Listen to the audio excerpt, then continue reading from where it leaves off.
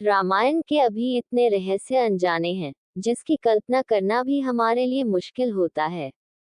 रामायण एक अथाह सागर की भांति है, जिसमें डुबकी लगाने पर भी इसकी गहराई का अंदाजा नहीं लगाया जा सकता। रामायण की घटनाओं का अलग अलग तरीके से व्याख्यान किया गया है। रामायण के कुछ विशेष पात्रों अथवा चरित्रों की बात तो सभी करते हैं, लेकिन एक ऐसा भी पात्र है जिसकी चर्चा विरले ही कहीं मिलती है। आज हम बात कर रहे हैं लक्ष्मण की पत्नी देवी उर्मिला की। लोगों का मानना है कि रामायण में उर्मिला के त्याग, सेवा, प्रेम और निस्वार्थ भक्ति को कमाका गया है। रामायण में देवी उर्मिला एक साधारण महत्व की तरह अंकित की गई है, जबकि सत्य यह है कि उर्मिला का त्याग और समर्पण अतुलनीय था, अनमोल था। उर्मिला ने जो दैख सहे, उस पर तो वो आंसू भी नहीं बहा पाई।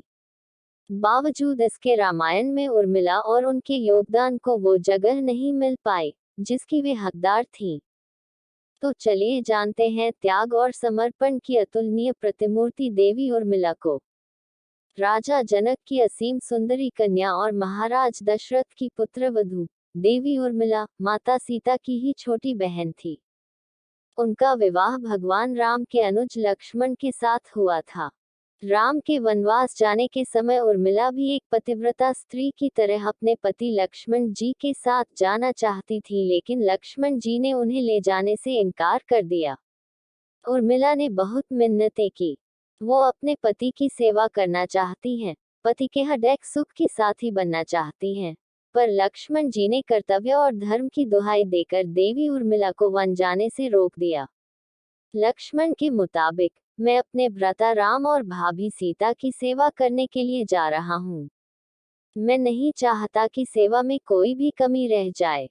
लक्ष्मण जी ने माँ बाप की सेवा करने के लिए उर्मिला को अयोध्या ही छोड़ना उचित समझा।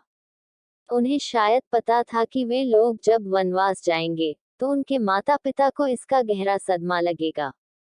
इसलिए लक्ष्मण जी विकट क्षणों में माँ बाप को सहारा और सहानुभूति देने के लिए उर्मिला को छोड़कर वनवास चले गए। कुछ पौराणिक मान्यताओं के मुताबिक माना ये जाता है कि उर्मिला के उन नाजुक कंधों पर लक्ष्मण जी बहुत बड़ा दायित्व डालकर चले गए। किसी भी स्त्री के लिए विवाह उसके संपूर्ण होने की निशानी होती है। वैवाहिक जीवन के वो अनमोल पल, वो जीवन सरिता, जो कोई भी नववधू अपने पति के साथ गुजारती है या गुजारना पसंद करती है, शायद वो पल उर्मिला के नसीब में नहीं थे। इस दुनिया की कोई भी नववधू अपने पति से कुछ समय के लिए दूर नहीं रह सकती। देवी उर्मिला अपने पति से एक नहीं, दो नहीं, बल्कि पूरे 14 साल अलग रही। भला किसी नवविवाहित स्त्री के लिए इससे बड़ा त्याग और समर्पण क्या हो सकता है। खैर, उर्मिला ने पूरे 14 वर्षों तक अपने पति के वियोग में जिंदगी बिताई। यह उर्मिला का अखंड पतिव्रत धर्म ही था कि उन्होंने कभी किसी की तरफ देखा तक नहीं।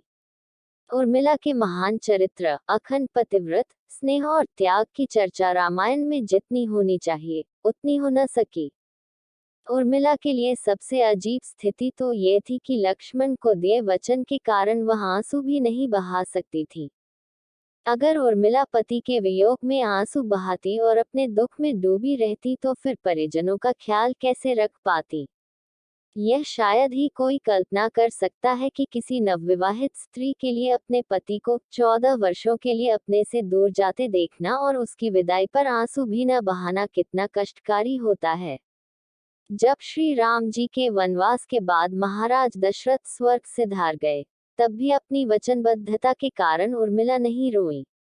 आखिर उस हृदय विदारक क्षण में अपने को संभालना उर्मिला के लिए कितना मुश्किल पल रहा होगा। हालांकि महाराज जनक अपनी पुत्री को मायके अर्थात मिथिला ले जाना चाहते थे, ताकि मां और सखियों के बीच में उर्मिला के पति वियोग का डैक कुछ कुछ कम हो सके। लेकिन उर्मिला ने मिथिला जाने से साफ इनकार कर दिया। उर्मिला के मुताबिक अब पति के परिजनों के साथ रहना और दुखों में उनका साथ न छोड़ना ही उनका धर्म है। इसलिए इतने सारे त्याग, बलिदान और कष्ट सहने के बावजूद भी वचनों में बंदी देवी उर्मिला रामायण में नेपथ्य में रही। उर्मिला ने जो सहा शायद ही आज की कोई स्त्री ऐसा कर पाए। इसलिए वर्तमान की दृष्टि से देखें तो उर्मिला रामायण की सबसे अतुलनीय और पवित्र पत्नी के साथ साथ त्याग, बलिदान और समर्पण की देवी हैं। आज की पीढ़ी के लिए उर्मिला का व्यक्तित्व सबसे ज्यादा सम्माननीय और पूजनीय होना चाहिए।